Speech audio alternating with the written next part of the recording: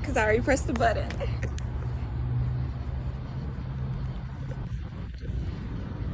Good evening, everyone. I'm Davina Gaines. Today I'll be presenting my informational speech over communication skills. For my first source, The Human Factor, the critical importance of effective teamwork and communication in providing safe care.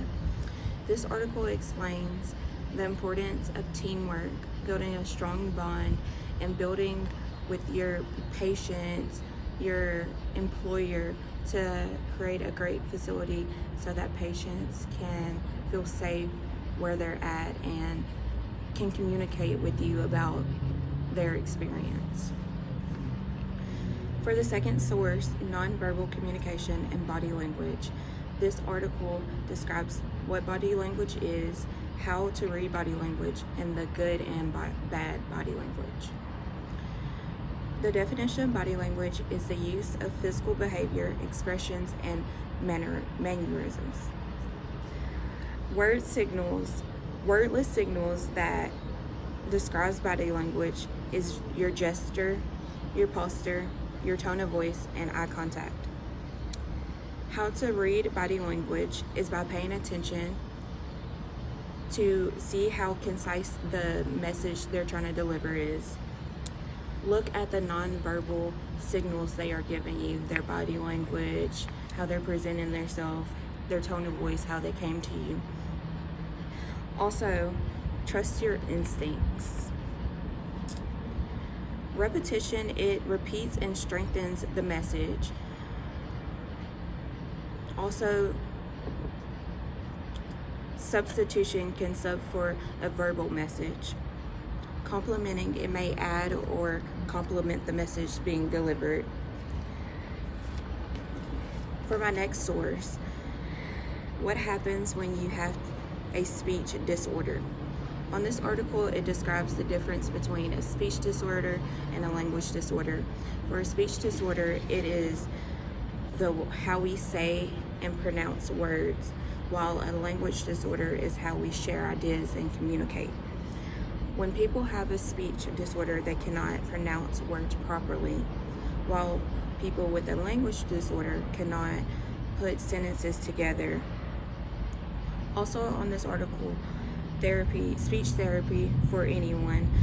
You learn structurally and unstructurally how to help your disorder or improve on your disorder. By learning structurally, you are sitting down one-on-one at a table, learning how to put words together, put sentences together, while unstructurally may be a little bit more fun by playing a game or interacting freely to improve on your speech. For my fourth source, communication skills, it gives off about 5 different things that can help you become a better communicator. Number 1 would be listening. Being a good listener to the person that is talking can really improve the conversation, help you understand what they are talking about, give better feedback, advice, and continue the conversation or make the conversation deeper. Conciseness. Convey your message in a few words.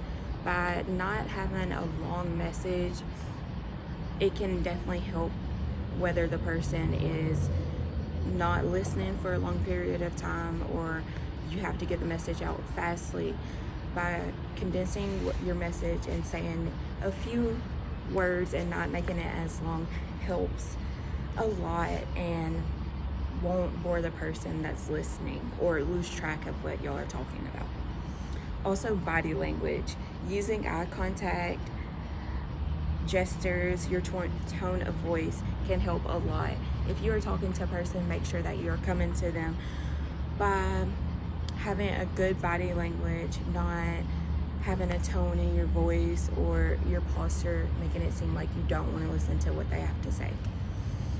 Also, confidence. Be confident in what you are saying. If you aren't confident, you aren't going to persuade anyone. You aren't going to have the audience that you want or the targeted audience because you aren't confident. You aren't getting your message across to anyone by being less confident in yourself. Also, open-mindedness. sympathizing with their point of view, listening to other people during a debate or just a conversation in general. If you want to avoid an argument or debate or anything of that sort, just listen and be open-minded to what they have to say. Listen to their point of view and give them your point of view, and then y'all can go from there. If you approach someone with a closed mind, you won't be able to have a deep conversation with them or get your point across, because if you're not listening to someone else's point of view, they're not going to listen to your point of view, and that's not going to make a very good conversation. It's going to turn into an argument. Also, respect. For me, when I was researching and came across this source, respect was number one for me, because if you're talking to someone, you want them to respect what you're saying or respect that you have something to say. That is how a conversation can continue. I'm not gonna stand or sit and talk to someone if they're not respecting what I have to say or even respect me enough to listen to what I have to say. I know by building a lot of friendships or relationships with my friends or my coworkers or my employer, it came with having a lot of respect or building respect for one another to have a conversation, and it actually means something rather than talking to someone and them not listening to you at all. That will not gather anything. Like, you won't be able to benefit from that at all. For my fifth source, what is effective communication? It described a workplace and also your personal life, the difference in communication in a workspace and the difference in a communication in your personal life. In a workspace, managing employees and building teams, grow your organization and build strong relationships. By having great communication in a workspace, you can build those things, and really by growing your communication with your employees, you can build your business. You can bring in more regulars. You can bring in whoever you need to, because you have a great relationship with your employees. They're going to talk good on you.